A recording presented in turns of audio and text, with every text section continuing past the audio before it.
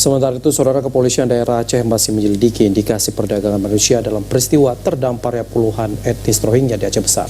Kondisi ini menyusul terus terulangnya terdampar etnis Rohingya di sejumlah perairan di Provinsi Aceh. Proses penyelidikan terhadap dugaan indikasi perdagangan manusia atau human trafficking telah dilakukan Polda Aceh sejak terdamparnya 57 etnis Rohingya di pesisir pantai Gampung Ladong, Kecamatan Masjid Raya, Minggu 25 Desember lalu.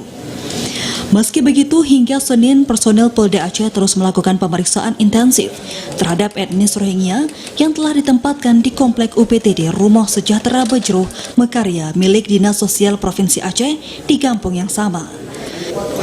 Selain dokumen, personil Direktorat Reserse Kriminal Umum Polda Aceh bekerja sama dengan AYOM dan UNHCR juga memeriksa dan menginterogasi pengungsi yang dicurigai. Meski begitu, hingga kini belum banyak keterangan yang didapat petugas dari para pengungsi Rohingya yang diperiksa. Mereka hanya mengaku akan menuju Malaysia dan berangkat dari kamp pengungsian Rohingya di pantai Tenggara, Cox's Bazar, Bangladesh. Mereka meninggalkan kawasan tersebut akibat gencarnya aksi kekerasan terhadap etnis Rohingya. Mereka ini adalah dari kamp pengungsi dari Bangladesh, tujuannya adalah ke Malaysia.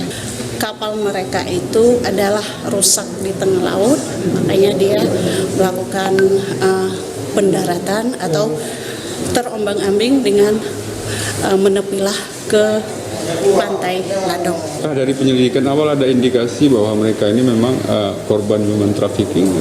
Sampai saat ini kita masih melakukan penyelidikan apakah mereka ini korban trafficking atau penyelundupan. Kita tidak bisa mengatakan trafficking aja.